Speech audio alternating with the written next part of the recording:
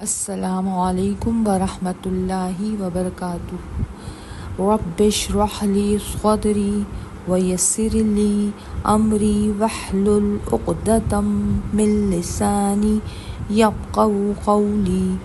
رب زدنی علما، رب یسر ولا تعسر وتمم بالخیر۔ اور بے شک ہم نے قرآن کو سمجھنے کے لیے آسان کر دیا ہے، بس کیا کوئی نصیحت حاصل کرنے والا ہے؟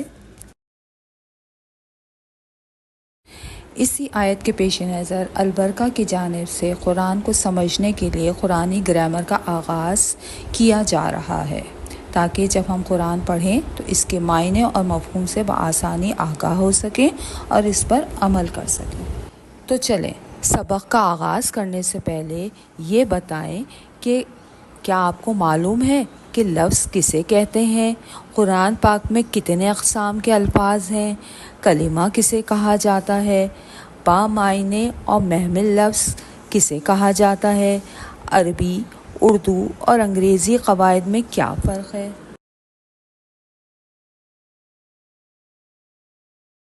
تو ان تمام سوالات کے جوابات جاننے کے لیے ہم اپنے پہلے سبق کا آغاز کرتے ہیں۔ سب سے پہلے ہم جانیں گے کہ لفظ کے کیا معنی ہیں۔ تو انسان اپنی زبان سے جو کچھ ادا کرتا ہے اسے لفظ کہا جاتا ہے۔ اس کی دو اقسام ہوتی ہیں۔ پہلا محمل، یعنی ایسے الفاظ جن کی کوئی معنی نہ ہو، اور دوسری قسم کلمہ، مطلب ایسے الفاظ جن کے معنی موجود ہوں۔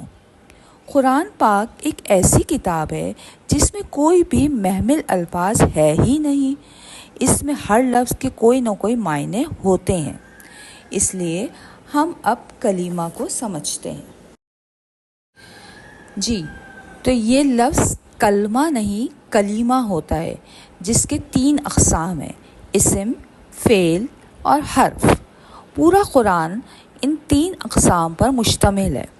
جس طرح انگریزی میں ہم پارٹس آف اسپیچ پڑھ چکے ہیں کہ وہ 8 ہوتے ہیں، لیکن عربی میں ان کی تعداد صرف 3 ہے، یعنی اسم، فعل اور حرف۔ تو آج ہم اسم کو سمجھیں گے۔ کسی بھی شخص، چیز، جگہ یا جانور کے نام کو اسم کہا جاتا ہے، مگر عربی میں کسی کام کا نام یعنی مصدر اور کسی اسم کی تعریف یا تعداد وغیرہ بتانے کے لیے جو الفاظ استعمال ہوتے ہیں ان کو بھی اسم کہا جاتا ہے۔ مثلاً عائشہ، عبداللہ، مکہ، پاکستان، مسجد، آسمان، عنکبوت یعنی مکڑی، بلی۔ اسی طرح بولنا، کھیلنا یا نیلا آسمان، 2 بلیاں وغیرہ بھی اسم میں شمار ہوتے ہیں۔ اسم کی تعریف یا ڈیفینیشن سمجھنے کے بعد اب ہم جانیں گے کہ اسم کی 4 خصوصیات ہوتی ہیں۔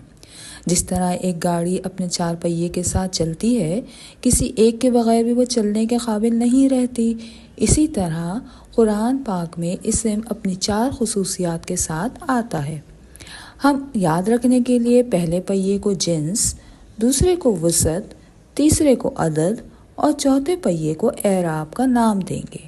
یعنی اسم کی جو 4 خصوصیات ہیں وہ جنس یعنی جینڈر، وسعت کیپیسٹی، عدد نمبر اور اعراب یعنی اسٹیٹس ہوتے ہیں۔